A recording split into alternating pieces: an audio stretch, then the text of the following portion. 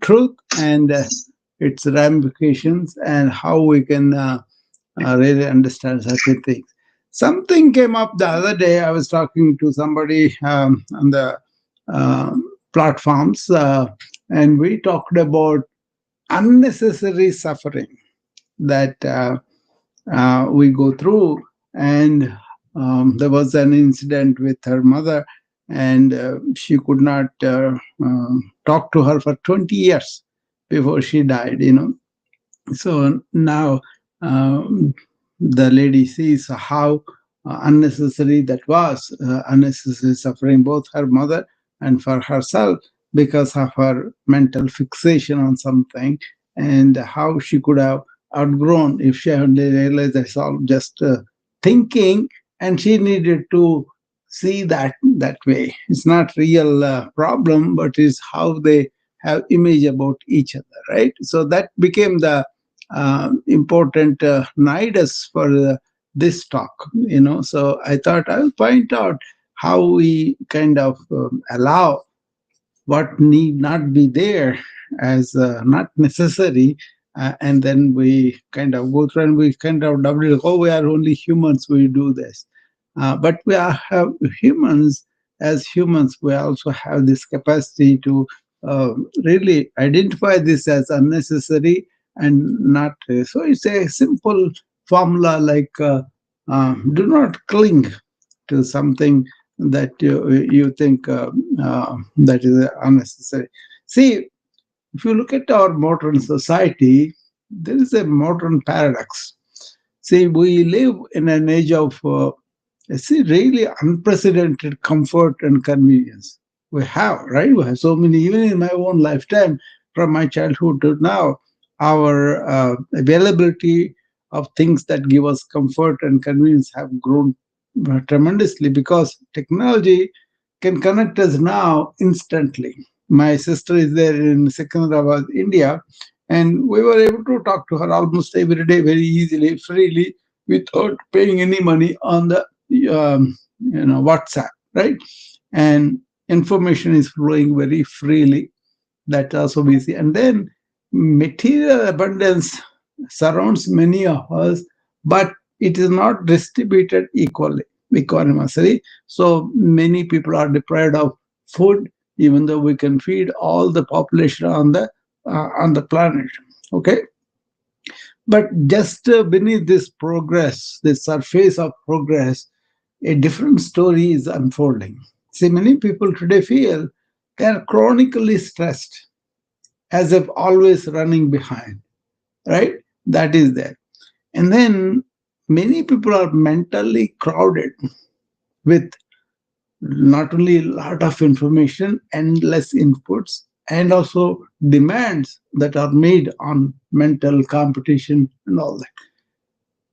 Of course, people are emotionally depleted, numb, or overwhelmed, right?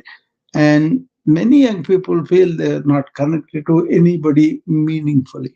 So there's a loneliness and all that comes of that. And spiritually, people are disconnected from purpose and meaning.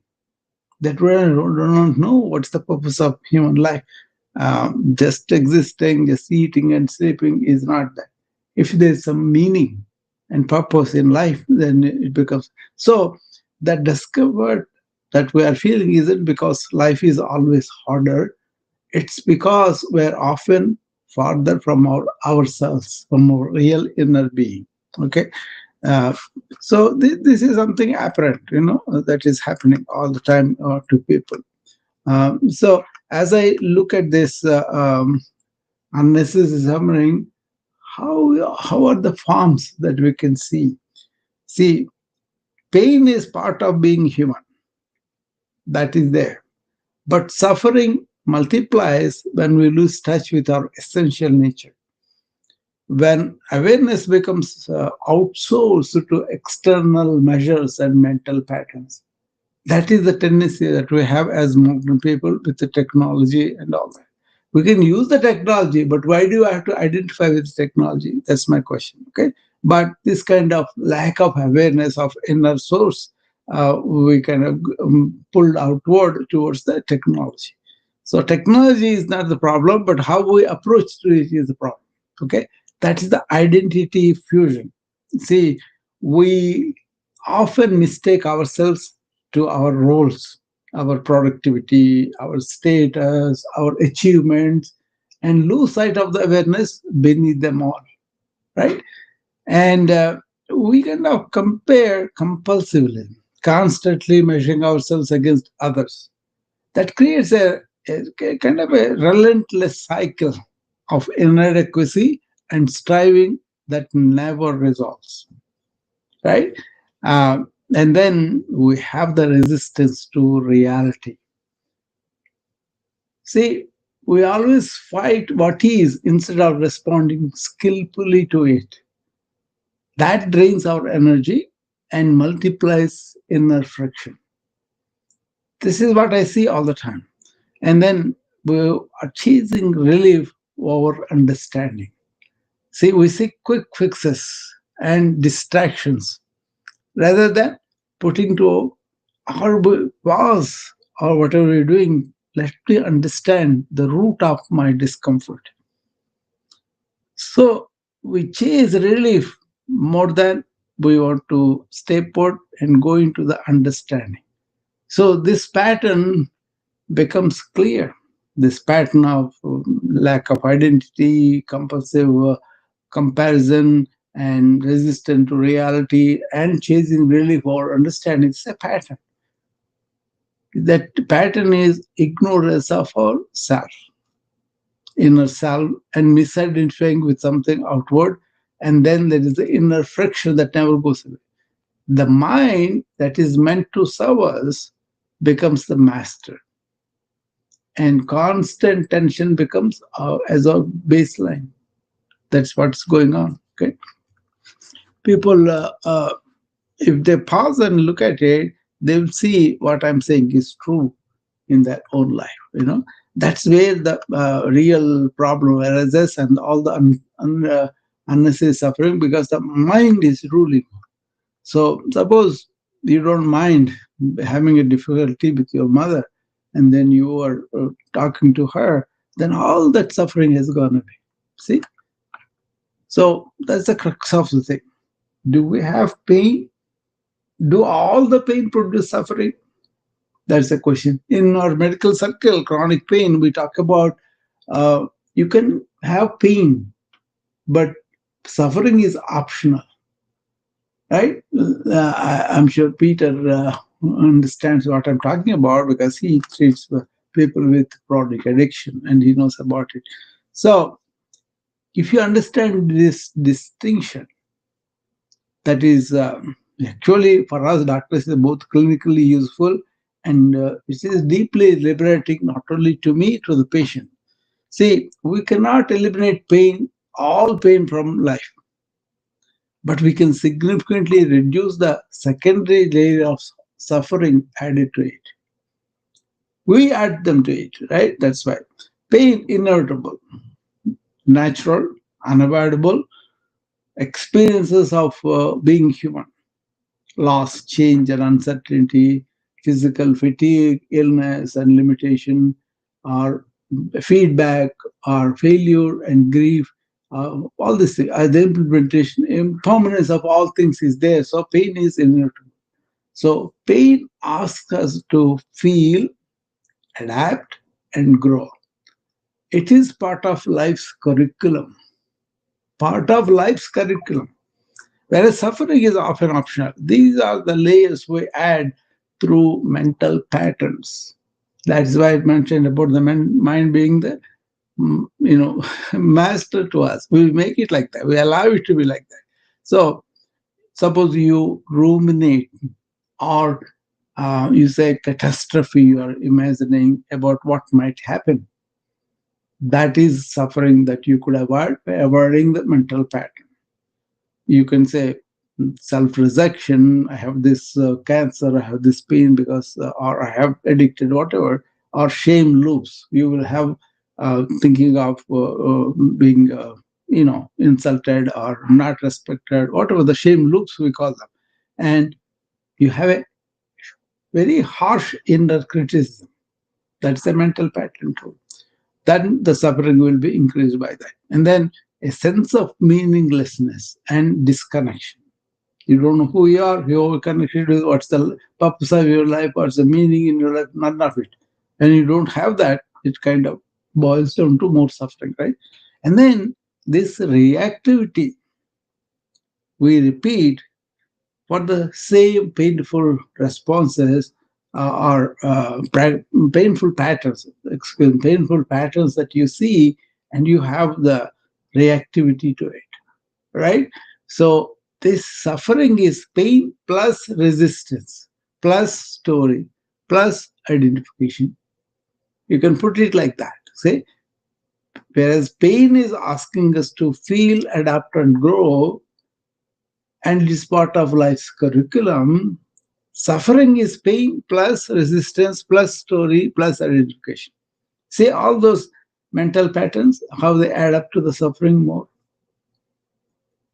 But on the other hand, if you feel and really adapt and grow, then you have tried to get over the pain, but you are not adding the additional layers of mental patterns that amplify the suffering or increase the suffering or double the suffering, whatever you want to choose, you can choose it. Okay.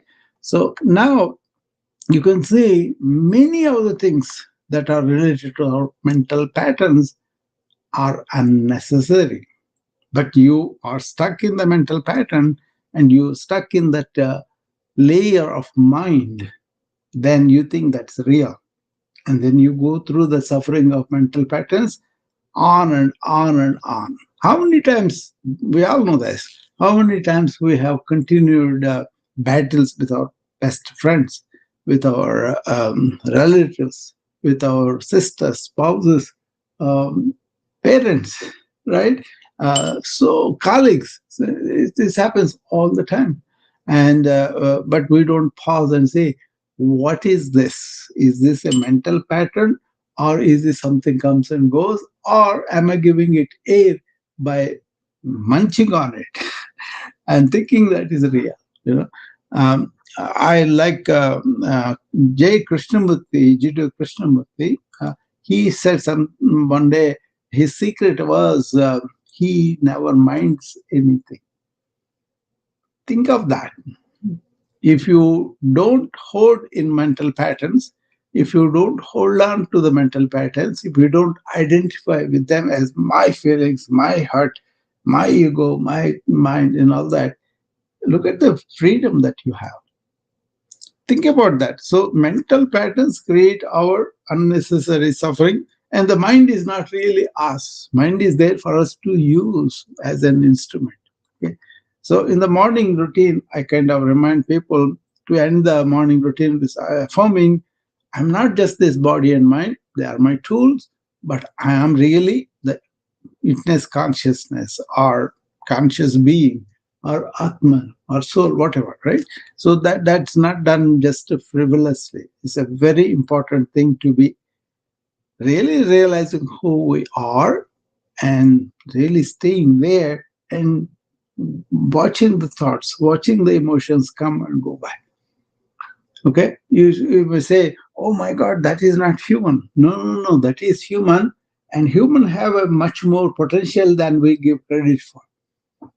Being a human is a wonderful thing. Being a human is to be intelligent. Being a human is to really experience there's an innate happiness, peace that we have within us, right? So in that way, human being is a wonderful thing. But we make it such a weakling or weakness, and we say, oh, we are just being human. That's not so. Okay. So as I look at this practically, when people come to me, immediately available. One way of yoga philosophy is they kind of looked at human being, human personality into 5 layers.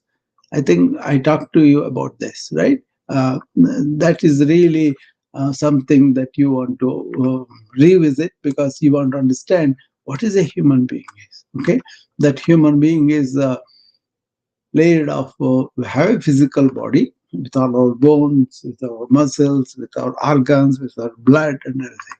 That is the really grows with the food. So that is they call the food layer. That's made comes into physical body. Okay, so that doesn't have any thing except you got to grow it with a good food and nurture it and exercise it and all that. That's what we do. And then second, what we do, uh,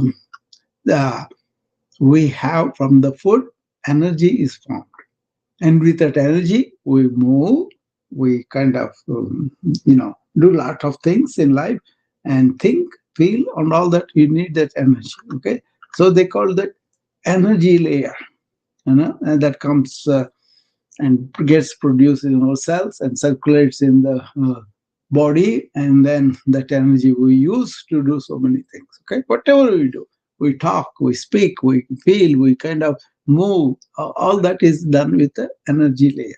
So that's the second layer they saw that human beings have. And with that energy we think, we feel, right? So that thinking and feeling thing they called as thoughts formed as mind. There's no mind really. There are only thoughts and feelings and all that, that we give them a certain name, and then we want to fixate that we call that mind, or mind layered personality or ego. That is the problem. That is where, Krishnamurti said, I don't mind anything, because everything is comes and goes. Everything is impermanent. If you can look at that way, you don't hold on to them. So this is why yoga mentions about non-clinging as a major thing. Life is happening, life is moving on, but we kind of hold on to it. The mental patterns. That's why that statement is very important. He didn't know what is hurt, he said. Why? Because he doesn't hold on to the hurt feeling of the ego as a real. He could really get out of those mental patterns because he realized that there is something else beyond the thought. Okay, that is the genius of ancient wisdom, is they were not bound by the thought. They used the thought very effectively. They created marvelous things, but they saw the thought as an object and observe. That's why I teach in the morning routine. Number four, you do, apart from stretching, breathing, and being here and now, observe your thoughts. That means not with intellect, not with analysis, but feel it. See the movement of thought in the sky of your awareness. Your awareness is like a sky. In that awareness, thoughts are happening. But then they make a pattern if you allow them. And that pattern we hold on to, that's where unnecessary suffering is created. Okay, so I hope you have clear idea about what is a pain which is inevitable, and suffering which is often optional. Okay, I'm talking about human inner feeling, thoughts and thought patterns, how they create our unnecessary suffering. Okay, so suppose you determine today, I'm going to let go anything that is there in my mind and sleep on an empty mind and get up in the mind and be here and now. Look at the difference that it makes. None of your impressions about me, none of your images about other people, none of the past memories, none of them, you're going to hold them because you're observing them. You are the awareness in which these thoughts are happening. Right? Does that make sense now? What I was talking about in the morning routine, how we should start the day and continue the day in our attention, and also empty our mind at the end of the day. It's not a justification. I'm saying it's a practical use of our mind and mind patterns, and not allowing the thought to go awry against us. Right? That's where we create the unnecessary suffering. You take anything. So why does the modern life intensify this suffering? Let's look at that a little bit. See, our modern environment, you know, it contains very powerful accessories that makes unnecessary suffering more likely. These are not personal failings. These are systemic patterns that affect us all. The speed, the noise, the fragmentation, the performance culture, the speed. See, life moves so fast, there's no time to metabolize what is happening with the experience, right? We accumulate unprocessed emotions and unintegrated insights, creating a backlog of inner work. We had to do a lot of letting go, seeing what is this emotion and all that. We don't process them, okay? And then there is constant noise, constant inputs, notifications, news, dates, or opinions, or advertisements. They flood our attention. Flooding our attention is the marketing thing that people do. This signal of inner wisdom gets drowned in digital static. I'll repeat that. The signal of inner wisdom gets drowned in digital static. That is the reality. That is what we are exposed to on a daily basis. And then there is this fragmentation of our attention that is split across dozens of apps, no roles and demands. So our attention gets fragmented because of all this. So we become scattered in our attention. So unable to gather ourselves into coherent presence. This is where present moment awareness really shines. Okay. And then there is this performance culture. See, what is always measured externally by metrics, by likes, by productivity. How many likes I get on my room? How many people come and listen to my that gets noticed rather than what is the quality they are doing. Frankly, there are only 13 people here on the Mumbai, right?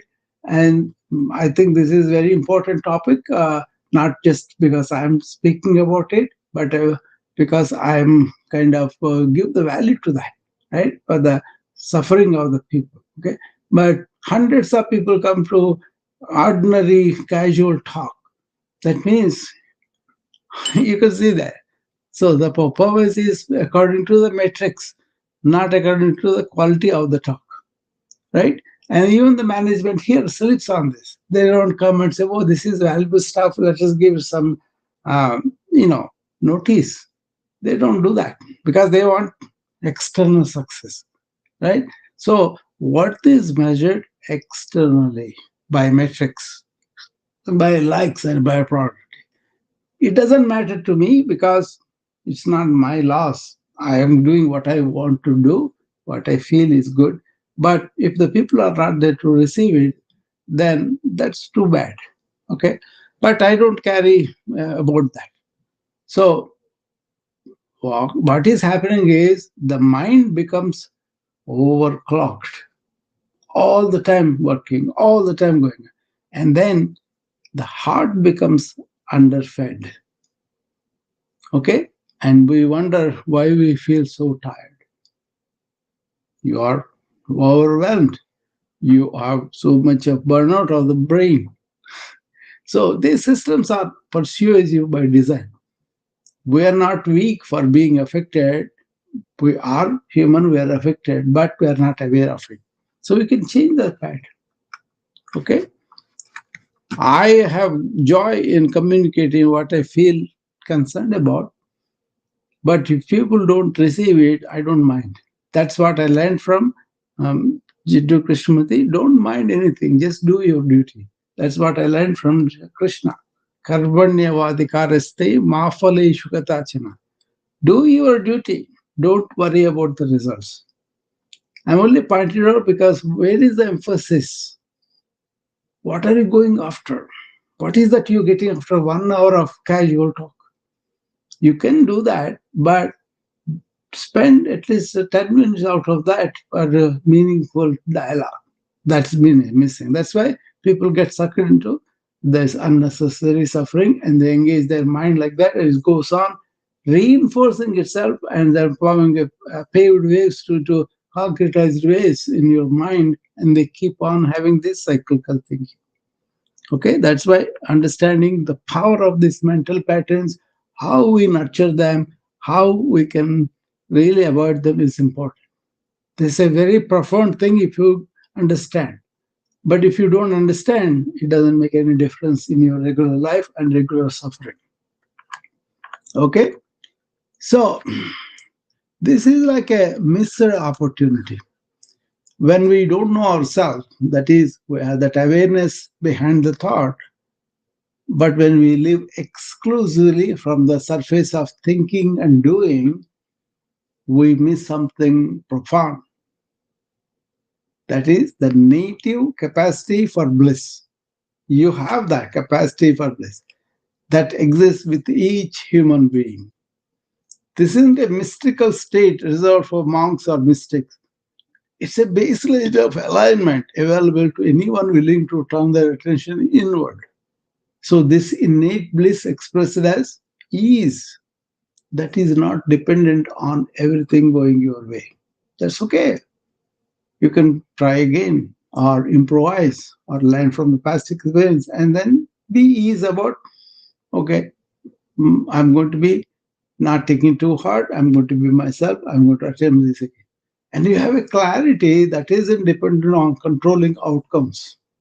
You are just going to do what you can do. And you have the joy that is not dependent on external approval. And you have this resilience that comes from depth rather than defense. Okay, bliss isn't added from outside, it is uncovered from within. That is also, as a human, you have that. And how many people stay there or really experience that? That's something each person has to examine for themselves.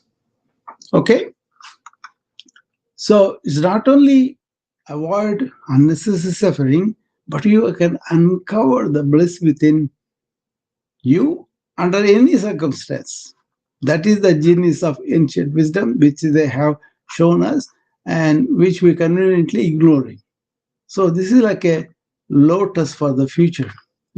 How you going to have this inherent intelligence. What it is, you got to understand. Beyond our analytical thinking, say lies something deeper, an inherent intelligence, quite integrated and profoundly wise.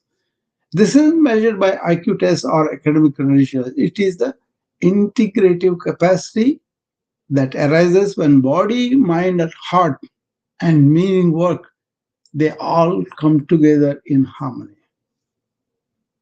Integrative capacity that arises when body, mind, heart, and meaningful work. They all come together in harmony. Say, if you have intuition without impulsivity, then you have a clear knowing that guides you without urgency, distinct from reactive impulses or wishful thinking. You know what to do intuitively. And you have compassion without depletion because the ability to care deeply and act generously without losing yourself or burning out in the process. I'm not burned out by putting so much effort because I love it. I have compassion for the suffering people going through. That's why I come and talk about so passionately. And I don't get my energy depleted because this is very meaningful for me. Okay, everybody can do anything like that.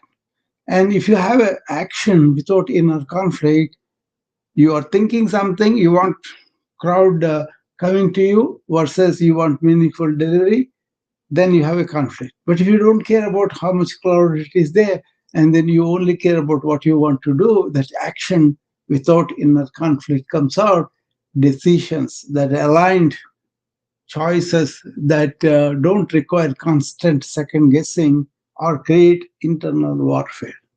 Then you don't have the conflict. So the intelligence always present. We don't need to create it. Only clear the space for it. Other thing is presence. Presence that steadifies others. A quality of being that brings together It regulates and calms to those around you, not through words, but through embodied groundedness. If you are grounded in your meaningful work and your mind and heart and body are oriented towards that, then I can do morning routine with the compassion, with the wish that people have a good day while they're at work, and then they have already prepared their body, mind, and heart, and then take it to the work. And the work becomes more energy giving rather than depletion and stress and burnout. Now you know the meaning of morning routine for me, what I want to give to my friends. You get it? That's why I don't get tired of that. Unless I'm not able to do it, I will do it every day. So not expecting anything. Just a expression of my inner being comes out as that. That could be anything, just not the morning routine only. Okay. So we have this intelligence is always present within us. This is not about cleverness, it's not shrewdness. No, this is about really awaken to the life. So we don't have to create it. We just have to uncover it. Awakening the intelligence. That's a book by Jiddu Krishnamurti. I would recommend people to go through that and see what he's talking about. Okay. So how does this intelligence gets blocked? That's something we want to understand.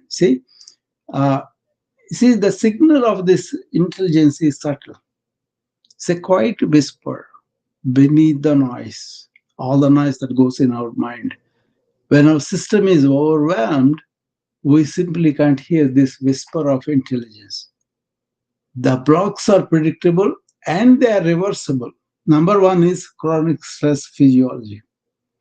When the nervous system stays in survival mode, sympathetic activation dominating, the quieter the signals of wisdom, they cannot break through.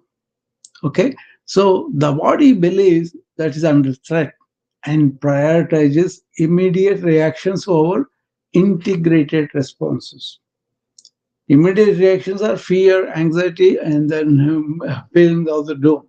But integral response are, let me look at the situation, see what is need to be done, let me do that. Only that I can do, I cannot control the results. That is the integrated response. You don't have time for it because you are under threat. Your house is on fire, that you want to put it down.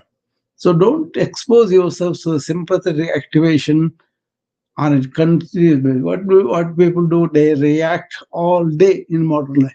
Oh, I'm going to lose my job. I'm going to lose my livelihood. I'm going to lose my family. All these things. Or I'm going to be sued. I'm going to be lost. Somebody is going to punish me and all that.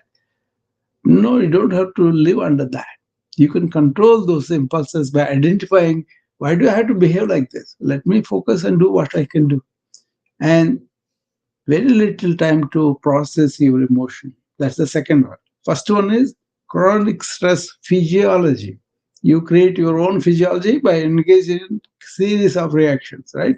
That is the number one block for the intelligence. We're talking about things that block your intelligence.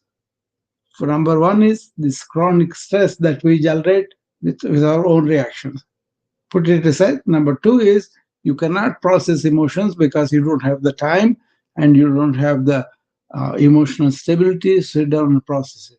So feelings that you have, they were not felt or named or moved through, they create a backlog. All those are pent up feelings, right? This emotional residue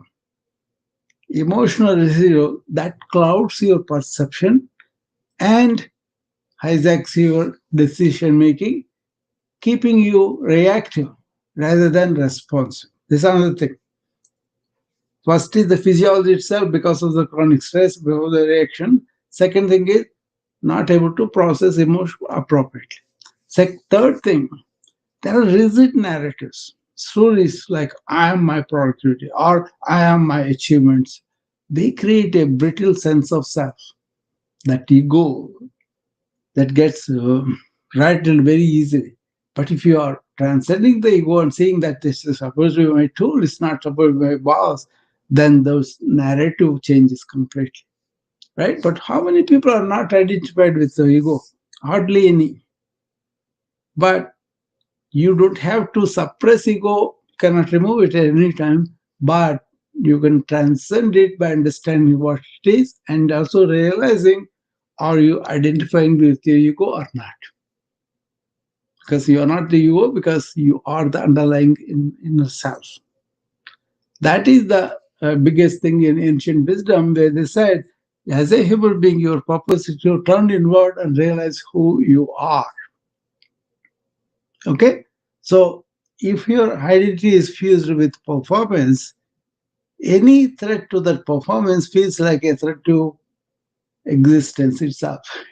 That's the problem. That's why I don't have these rigid narratives about I'm this doctor, I'm this big deal, and all that. Those are all false narratives. That is not really you. Okay. And then this constant stimulation, the brain never gets the space it needs to consolidate, integrate, or simplify. That's why what I say, 5 minutes in the morning, 5 minutes in the sit down with yourself, nothing else. And then process what's going on. So you watch all the egogenic reactions and all the feelings, all the reactions that you had all through the day, and put them to rest. Vacate them from your mind. This is why wake up in awareness, be attentive to whatever you're doing during the day, and at the end of the day, vacate your mind of all reactions and then go to sleep. See how you feel next day. So, good news is nothing is broken. This is a signal to noise, not damage. Okay, so reduce the noise, eliminate as much as noise possible, and strengthen the signal from the intelligence. And inherent intelligence naturally emerges. I hope I have been clear. I will repeat the four things I talked about. Avoid chronic stress so that you have a physiology that is available for you to really process everything. Number two is take a movement, look at all your emotional things and then process them properly. And thirdly, avoid all your rigid narratives in your mind that you are identifying with things that are not going to be there forever. Okay. And then fourth thing is you have this constant stimulation that you allow to come into you. Okay, avoid that. Brain never gets the space because of so much coming into you. Information overload, overwhelm. Avoid that. So, what is the good news is nothing is broken. Only signal to noise that is not damaged. You can reduce the noise. You can strengthen the signal. Okay, and the intelligence will break through. Hope that makes sense for you guys. Anybody has any questions after this part?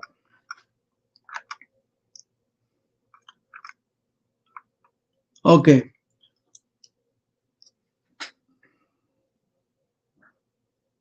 Okay, Robin.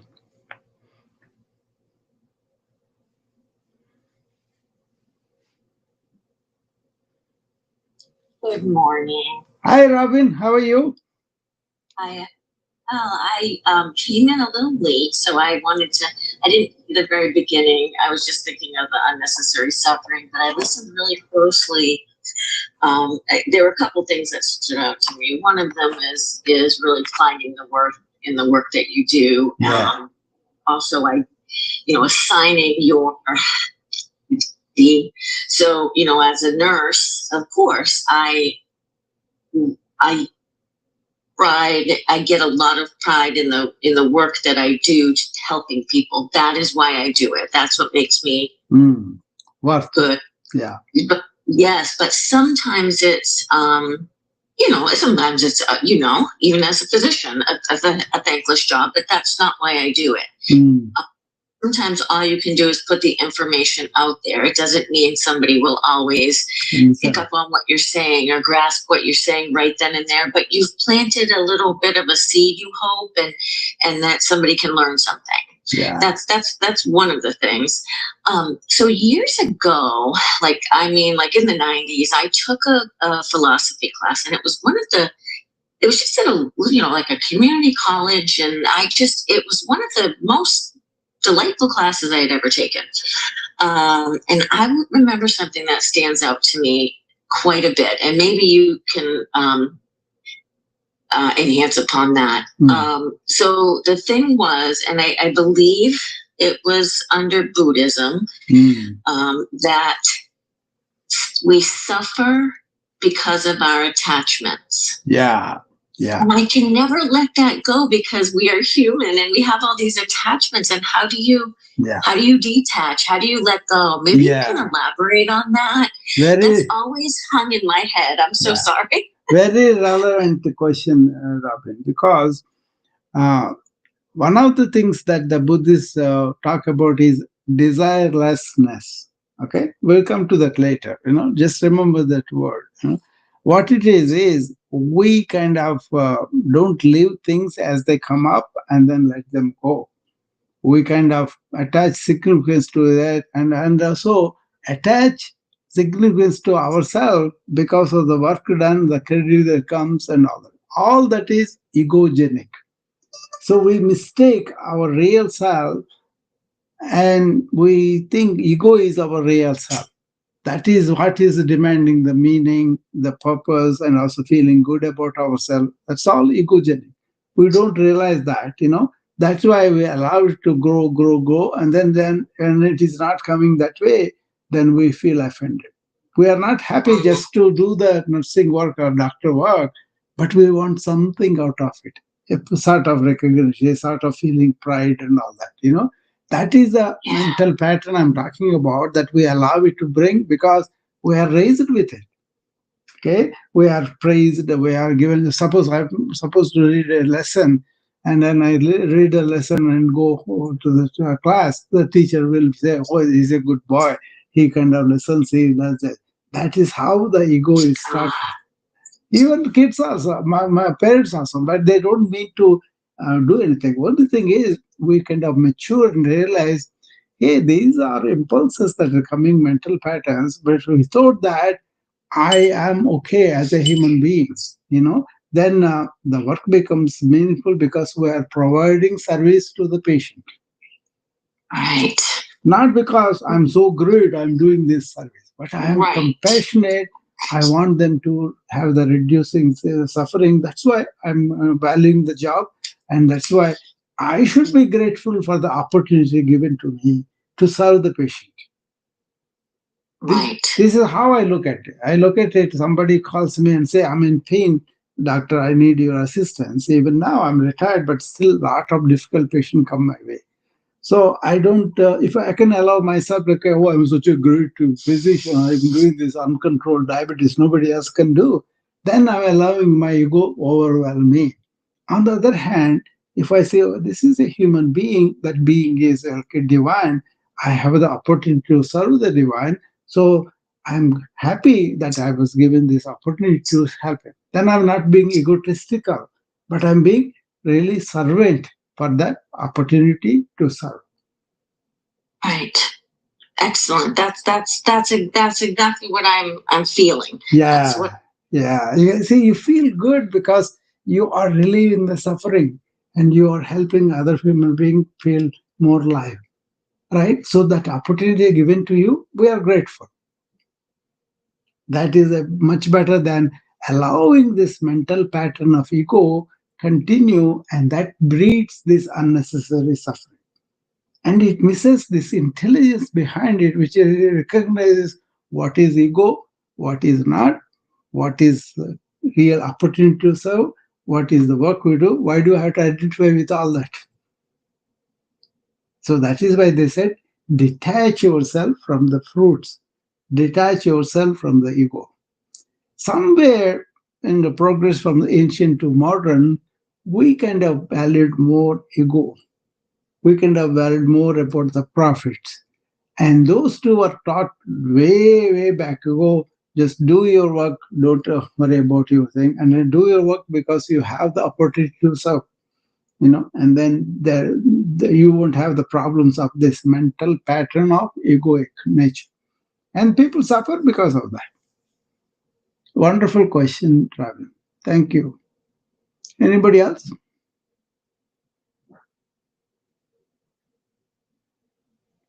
See, one of the exercises I was always talking about is at the end of the night. Okay, what you can do is you can review all that happened during the day and put them in proper perspective.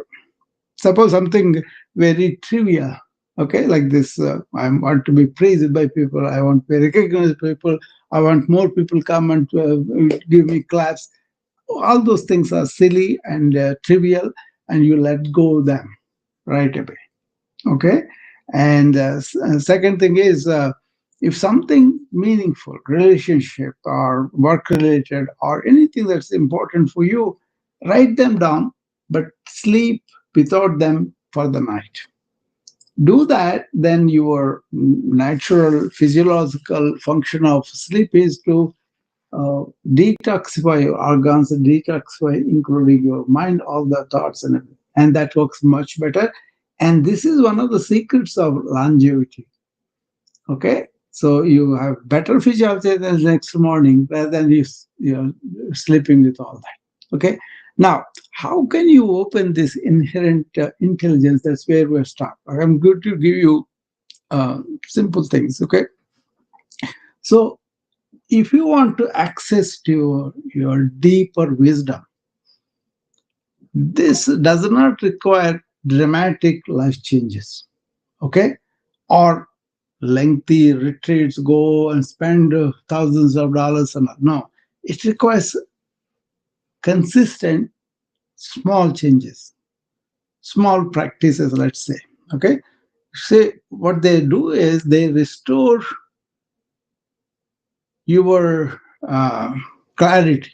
Okay, think of these as daily gateways, brief moments that reconnect you to what always has been there, your intelligence, your real inner self. Okay, tiny doses, high frequency that you want to do. These are not burdens, they are homecomings. Look at that way. Breath, breath. 2 minutes of conscious breath practice in the morning, in the evening, afternoon, whatever. Okay, I do deep breathing all the time. Whenever I remember, I do it. It's as simple as that. Because I learned this from the yogis, because they moved their body, they kept their mind silent most of the time, and they drank water. But then what they consistently did was deep breathing. Okay, you can breathe, unconsciously, but you can breathe consciously. Breathe consciously deeper every time you remember words. Maybe one thing is 1 minute every hour. That's what I prescribe to the people who come to me for burnout and stress. I tell them, do this every day, every 1 hour, 1 minute. Take only do deep breathing and bring your mind to the presence at the time. Washes off all that 1 hour, and then you're much better off. Try that. Okay. And then you can do the breath, and you can also scan your body. Okay. What it is you want to notice by scanning from head to toe or toe to head, see how that feels. Sit in a chair and have the scanning. Okay, then you will be able to see that. Okay, what's going on with me? Do I feel any pain or any strain or any any sensation, or do I feel that I'm sitting and I'm keeping my feet down, and I feel ache in the feet that is getting reduced. Just a simple awareness of your body from one part to other part. Don't make any comment, just notice it. So that's the second thing you can usually do, body scanning. And then try to be silent in the morning or in the evening for 5 minutes. So you are breathing consciously, you are doing the body scan, and you are staying silent, deliberately silent, avoiding all input. avoiding responses to the input, reactions to the input.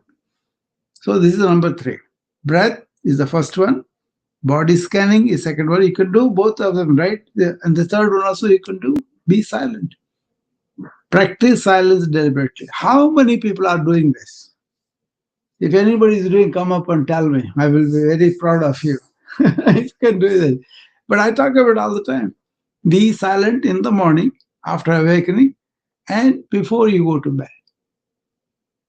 But if you are always aware, movement to movement aware, you're naturally you're silent, and from the silence you are coming and using the thought that you can grow into.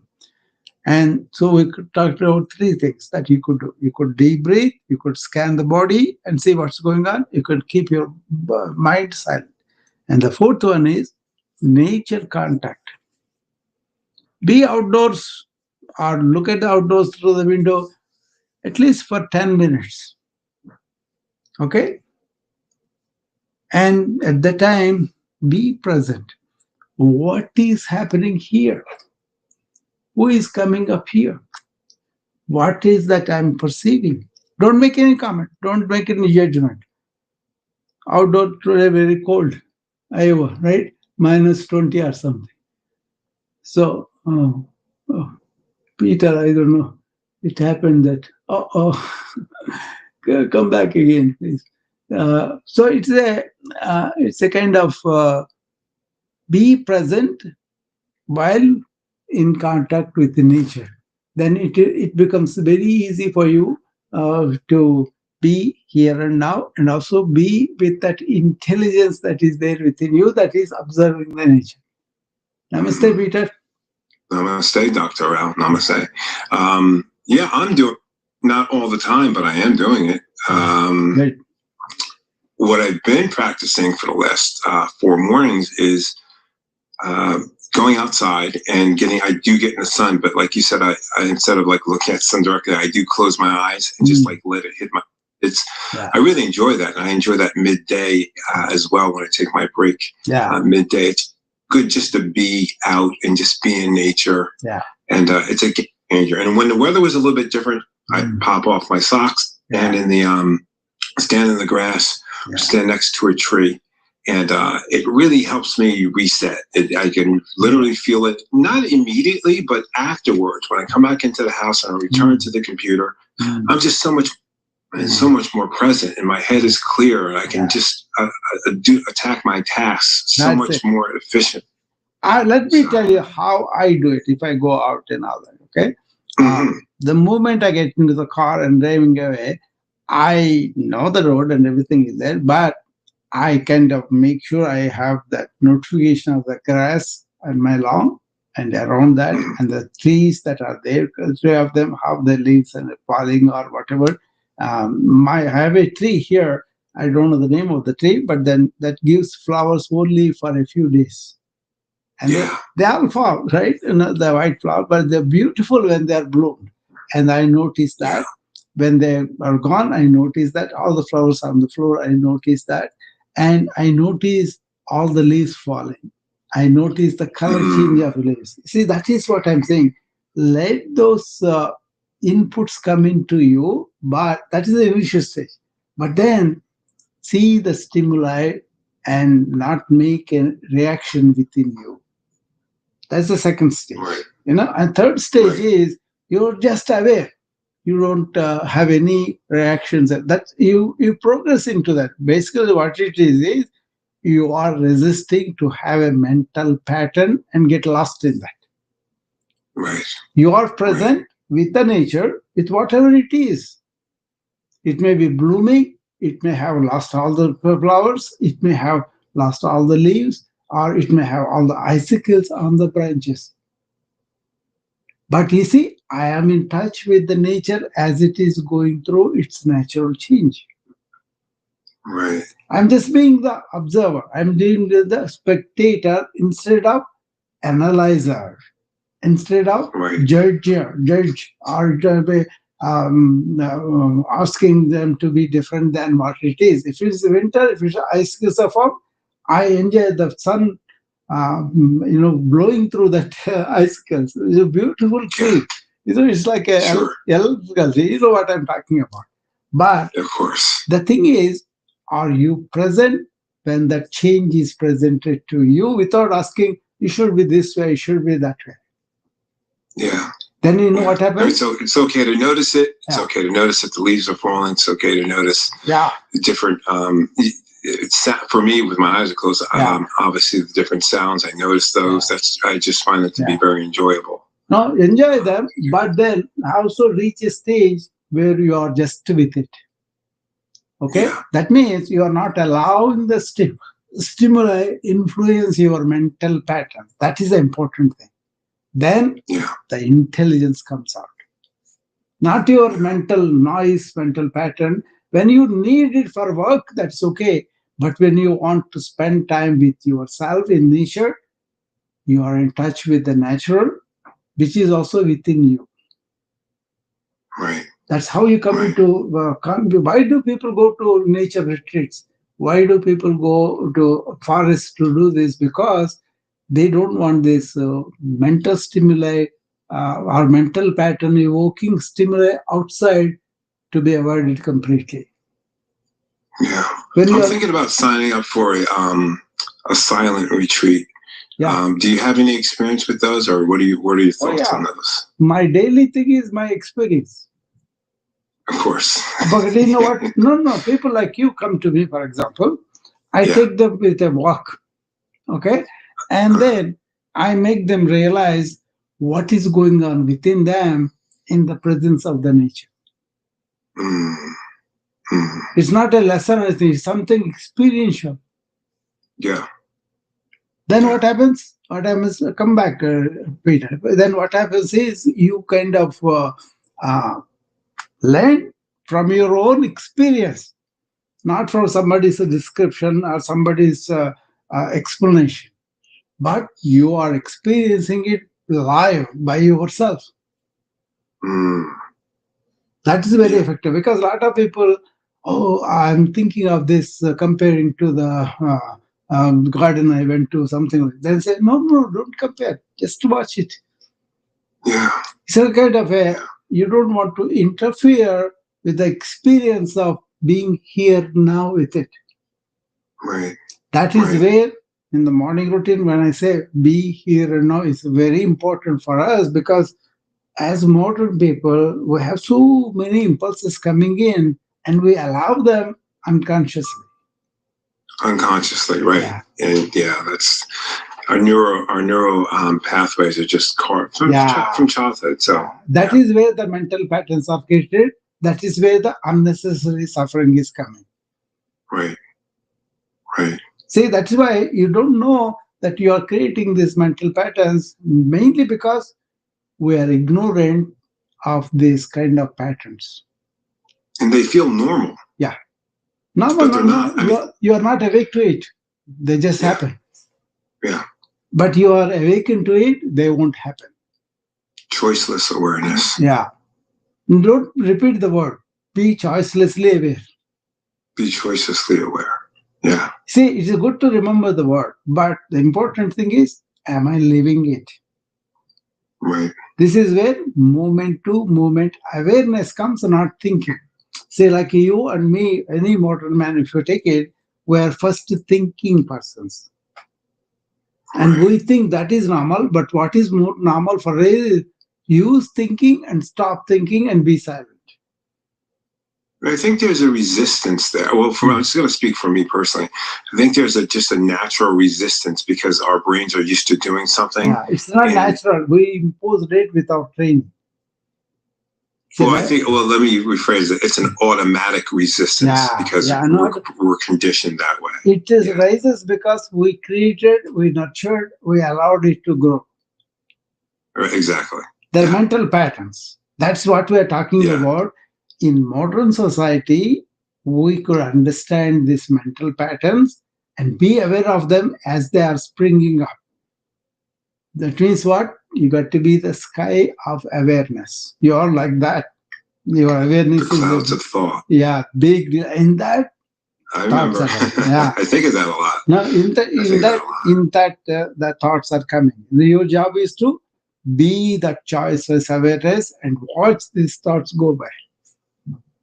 Right. That means you are aware. You are not unaware, and the thoughts are taking over you. That is the precise problem with information overload multiplying now. It's going to be much more when the AI takes over your cognitive duties. Mm. That is going to happen. That's why I'm going to come and talk about AI. I know a lot more AI now, what is going to do to us, and I'm very scared about it. It's a big deal. It's a big deal. What is going to happen to us is really a big deal. And then people are allowing these mental patterns, even otherwise also. Yeah. So because they don't understand how to, you say, all that you're dealing with is in your mental layer. But that's only one layer of you. There is another layer behind that, that is the intelligence layer. Mm. Say, why you guys can't get it? Lots of times somebody else coming and talking from that intelligence is, you are stuck in your own mental layer. Right. But you get out of it, then you say, oh, this is so simple. Why did I do all this to myself? Yeah. Suppose I say, Peter is my friend and he kind of appreciates, he kind of applauds me, then I'm talking from my ego. From your ego. Yeah, but I say, Peter gets it as a human being and he understands, he is kind of synchronized with the sympathy that I have with the human being. Then I'm not coming from my ego because there's no glorification of me, glorification of the wisdom.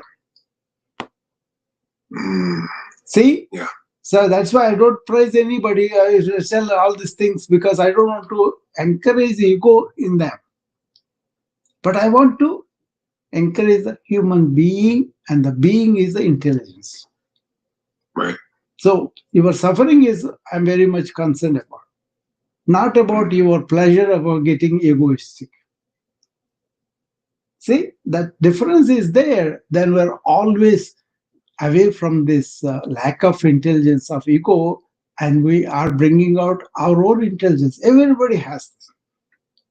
Everybody, right? So cultivate this four. Get up in the morning, deep breathe, and deep breathe throughout the day, and be conscious about it.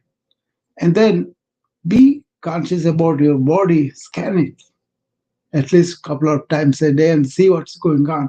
Then you'll be grounded into the intelligence of the body.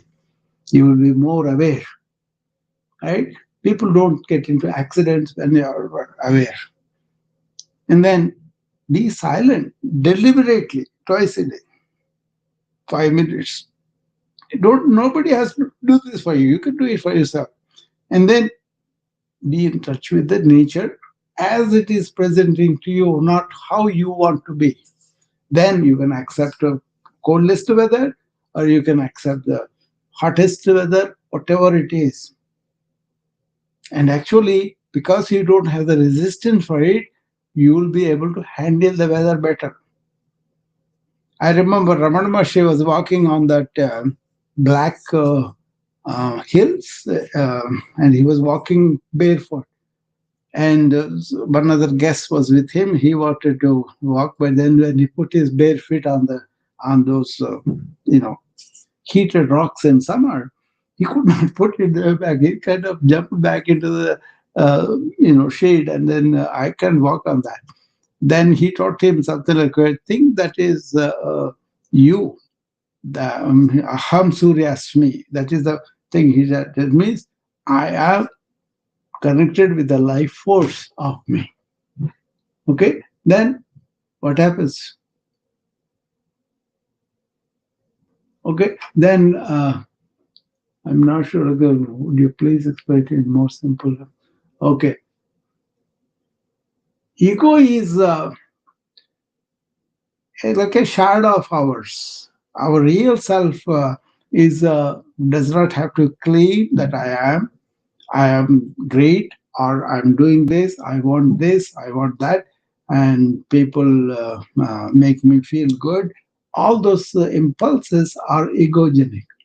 Usually, we are given a name, we are given a identity, and as a male or female and all that. We are not given the identity of you are a human being, whether you are a girl or a boy, or whether you are a son of somebody, or son of a judge, or son of a doctor, son of a social worker, whatever it is. Those identities that we are breeding from the real inner self of ours, that is ego. That is like a projection. It is there just to let us guide through the life. But we identify with that, and we want everything to be feeding the society, the achievements, everything feeding that image. And that's a mistake. That's a misidentification of something that we are not, but we allow it to grow. But then what happens is somebody may not agree with that. Our parents may think we are great, but that person says, "You're no great, you're ugly," or something like that. Then that image that we built up by ourselves gets crushed. So it is the image that is born out of the talk, the naming, the identification, all that. But apart from the image, you are an inner being that gives you life to your body and mind and then guides you to. That is very wise. We are not brought to be in that and grow. Okay, it's more like we are always say superficial identity, but we think that is real, Kathy. That's why we think that has to be protected. And even the leaders, why we teach them servant leadership? If you are the servant to the people, to the cause of the company, then you are a leader serving. Your mission is to serve. But most of them, they are very egotistical. They want everything according to them. And we sometimes name them as strong leaders. But no, if they are not working for the collective good, common good of everybody, but their own uplifting, their own ego, their own self-worth, and then control all the purses, that is what's happening. That's why only 4 or 5 people have the multi-trillion dollars economy, whereas 90% or more than that are working 2 jobs to pay. Lot of people don't have the money because the money is uneven. There's so much wealth, but in the few hands, and they want to do everything for their egotistical. You can see that any layer who is worshipping his ego, he will be doing everything to satisfy. He doesn't mind hurting people. He doesn't mind taking away from people. So don't misidentify yourself with the ego. That is, suppose you are to find a way from one place to other place. You want to use your sense of I and then really have that. That's fine. But if you think you are great because you found the way, that is ego in the wrong way. Okay? And that is bred. It's a narcissistic personality. It's a name given, but that is the same phenomenon. But we all have the narcissistic personality. That is what we want to realize. In a small way, we want to be appreciated. We want to do anything. That is the ego. But if it goes out of whack, then you are in trouble. Hi, Cecilia. Welcome. Hello, Cecilia. Uh, Yeah, great. And I just wanted to add, like, there's no necessary suffering, right? no, necessary suffering in the sense you want to learn from it and then grow from it. Like, for example, Buddha went and looked at these figures of suffering, right? So there is like a old man getting old, and as you get old, and I can tell you this, there will be aches and pains and all those things happen, right? I can I can say, "Oh, I'm old. That's why this is happening," or Right. I can take it like a okay, my organs need more nutrients, more Yes. exercise, and they get it better. So what I tell people, don't settle down in the chair. Get up and walk frequently. Okay? Right. So that is like a body is trying to show you the necessary suffering because of this happening, you learn it. Okay, that's okay. You can correct it. But this mental pattern that we breed, that breed enmity, that breed division, that breed all this unfriendliness and cruelty and all that. That is unnecessary suffering. We are not only individually, collectively allowing to happen. Mm-hmm. Like for example, we are all on only one planet Earth, right? But how many people feel I'm this country, that country, and all that? Right. Mm-hmm. And by identifying those countries, we are building a lot of armies and fighting with each other. But we don't have money to feed the people. We don't have money to educate, research, that kind of thing. So, Right. And we do, of course. There's yeah, money, that right? There these are is the some money. mental pattern of patriotism, mental pattern of we belong to some other country, geography. That is dividing the humanity into mental suffering. Mm-hmm. And then breeds Yes, a lot. because This is, for example, you are enamored by the Buddhists walking for peace.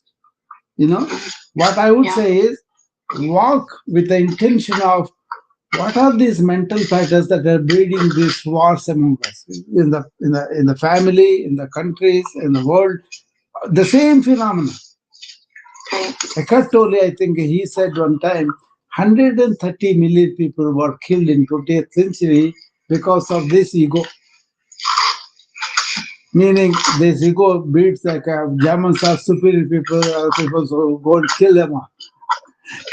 That kind of egotistical can be collectively too, because the entire country felt like that. And that's why they want to go and declare war on the people. So this identification with the ego has serious consequences, not only in personal relationship, but also collective. Right. Well, I'm asking that because, I'm sure you have a lot of naysayers too that would like to, argue that, You see, just you know, because collective people say no say doesn't mean that's the truth. We got to find oh, out yeah, also. absolutely. I'm just saying, like, for example, even when I was spent the 21 years of not speaking to my mother, like for me it was justified, Yeah. yet I was sitting there suffering Yeah. in that, You remember in the very beginning I said, Krishnamurti said, I don't mind anything. That is the intelligence of looking at from the moment to moment awareness, these mental patterns coming in our awareness and going away. Right?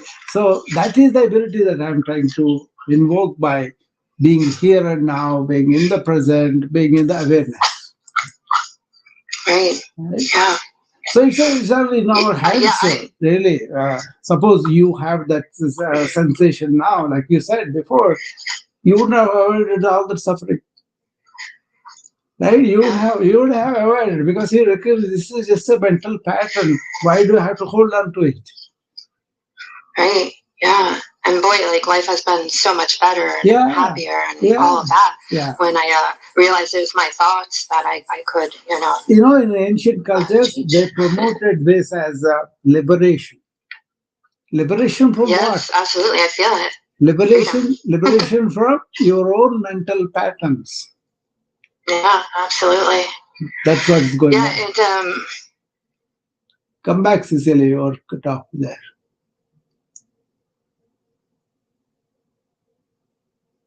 So it's a question of realizing them, not anybody pointing it out, but realizing ourselves and then really working towards it. That's why I'm giving you this simple opening of the inherent intelligence is by what?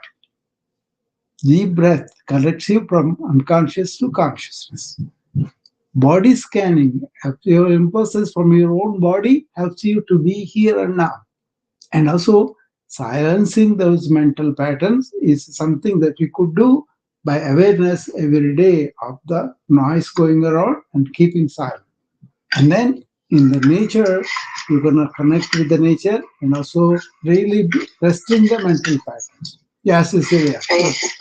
I thank you, and I love that you said simple practices because we think it's such a so difficult, and it really is just practicing over and over those thoughts that you don't want to be thinking, like and be be like the cloud and let the sky go. I mean, be the sky and let the clouds go by. There we go.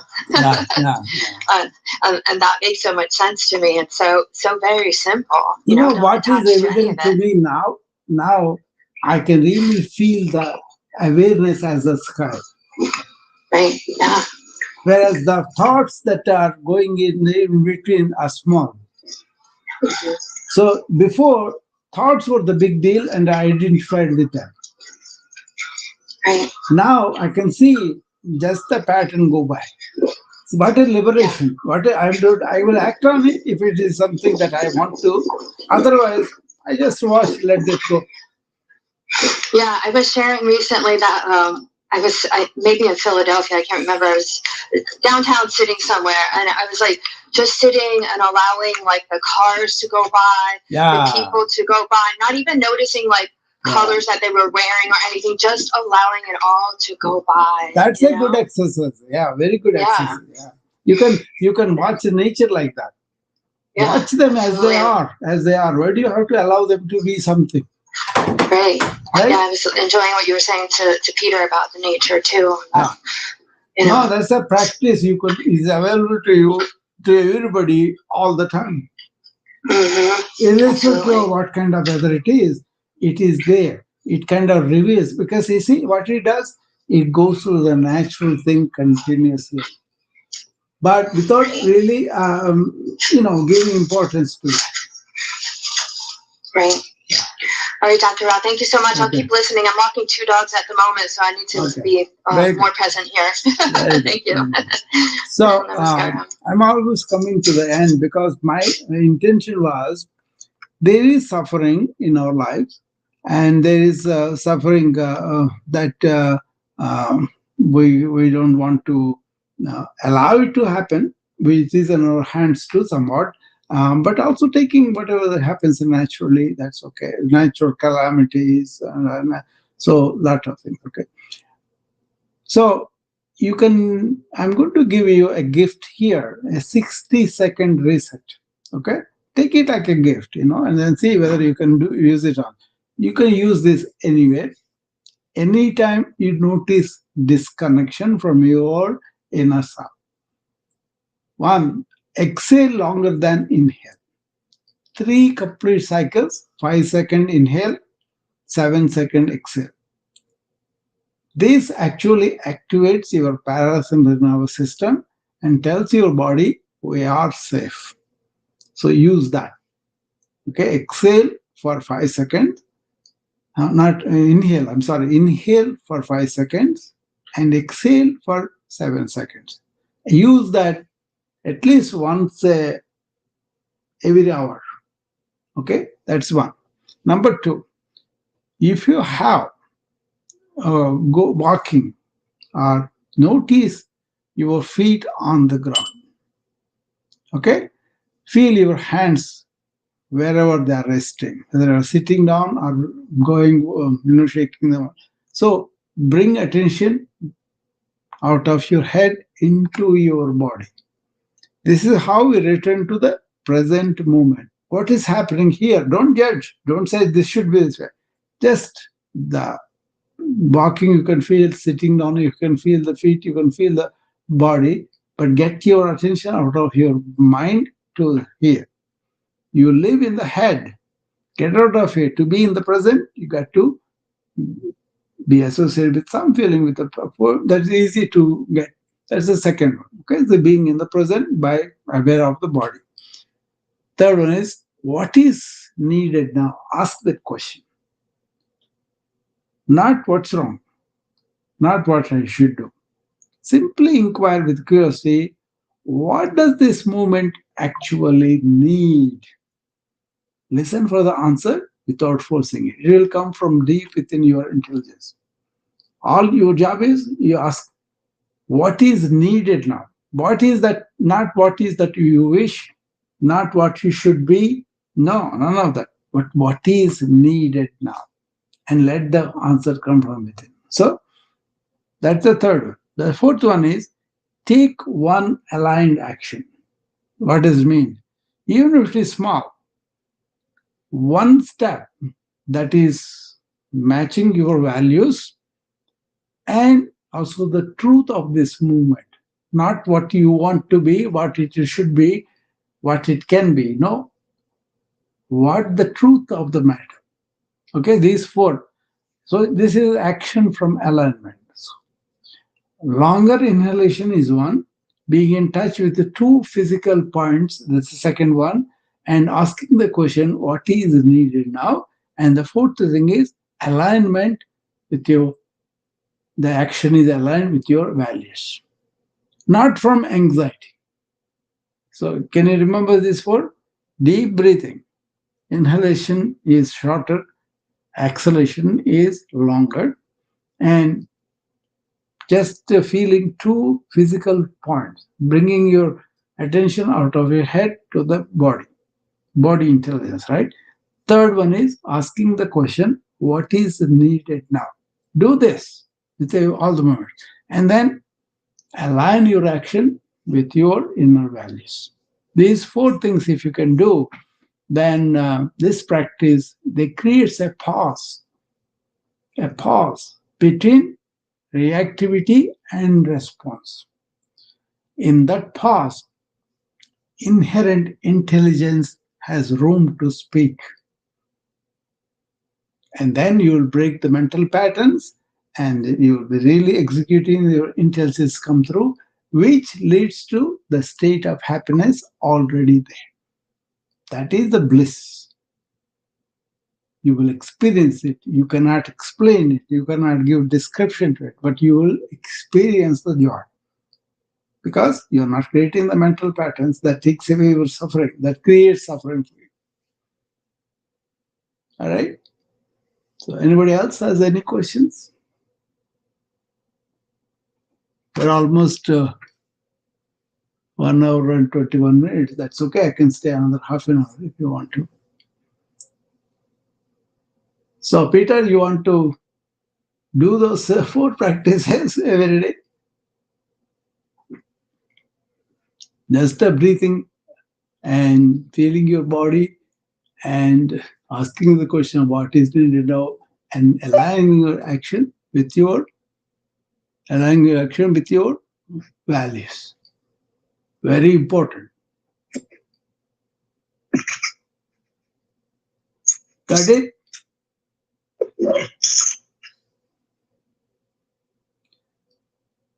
See, this unnecessary suffering from mental patterns is real for everybody. Not almost everybody, everybody.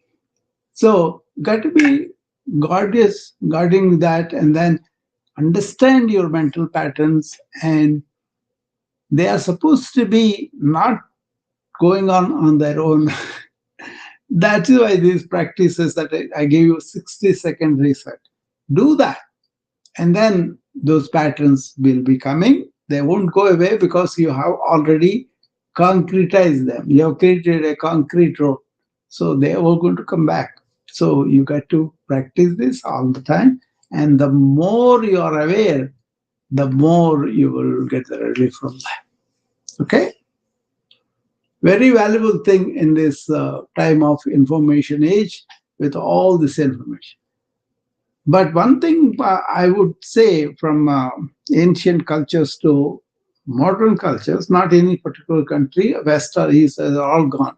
Now the whole world is in this way, in this bad thing as one village, like the same emphasis on the external things, the same emphasis on the mental reactions and thinking only the mind is me.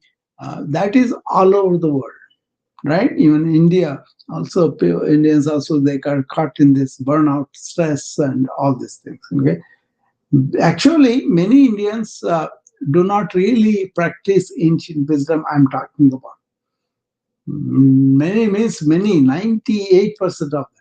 Okay, because they repeat the rituals. They repeat. They go to the temple, offer prayers, and all that, but they don't realize that they have this human being which is divine within themselves. That is what is supposed to be reflected on. When you go to the temple, you see the divine in front of you. That you have to realize that same divine is within you. That is the Mahavakya of the Upanishads. Mahavakya is a great sentence. There are four great, all conveying the same meaning. Aham Brahmasmi, Tattvamasi. Tattvamasi means I am that. When you go to the temple, you're supposed to, even in the holiest thing, Bhagavad Gita, Krishna talks about don't be ritualistic in Vedic period, doing all the yagas and all that. But go beyond the silliness of it and realize that the inner being is the reality or the divine force that gives us the life that is there from the beginning, middle, and end of it. He talks about this. But people conveniently forgot and they kind of landed up in the ritualistic religious practices which do not lead to liberation of their mind. That's why Indians are also not really getting into that wisdom. But this is not anymore Indian or American or anybody. All the modern people need this liberation from their own mind and then staying in that intelligence which is divine, which is not we could bring about. We can bring about clever arguments, shrewd thinking, critical thinking, and all, but not this awareness that is inherently divine. That is the intelligence we're talking about. If you can be in that intelligence, not about your so-called knowledge, so-called facts, so-called wisdom that you have accumulated through books and all that. No, you got to experience this by keeping your mouth quiet. So these four practices, I'm going to repeat one last time before I hang up. One is exhale longer than your inhale. 3 complete cycles. 5-second inhale, 7-second exhale. This activates your parasympathetic nervous system and tells your body we are safe. So exhale longer than inhalation. At least do 1 minute every hour while you are awake. Number 2, feel 2 physical sensations. Notice your feet on the ground. Feel your hands wherever they rest. Bring attention out of your head into your body. That's the important thing. Bring attention out of your head to your body. Okay. And then third thing, ask this question: what is needed now in any situation? Not what is wrong or what I should do. They are not the question. The question you have to ask is what is needed now. Okay, don't go by the emotional reactions and your explanations and all that.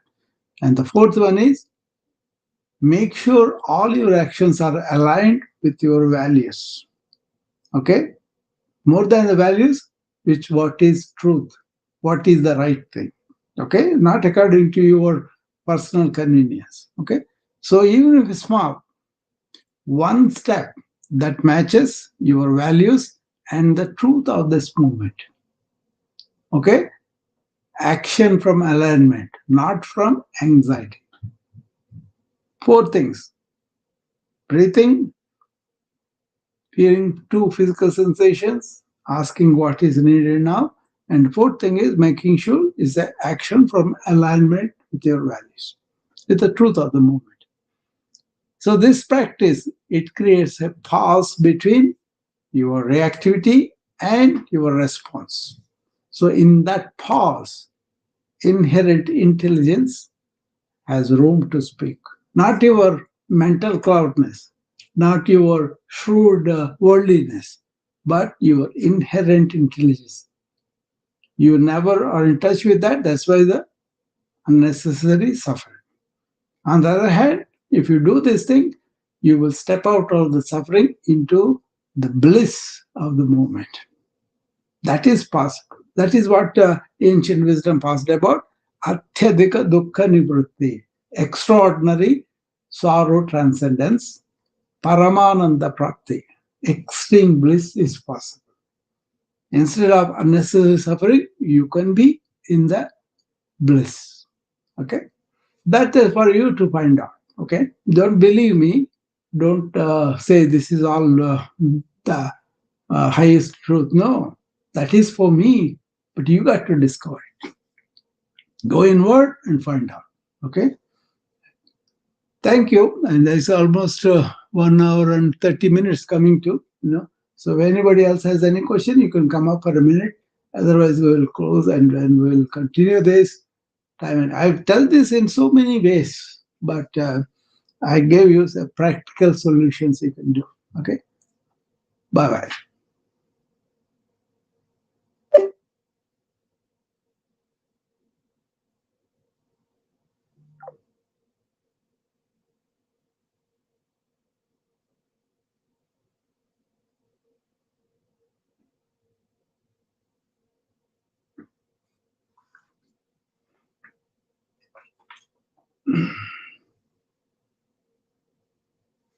Dharani?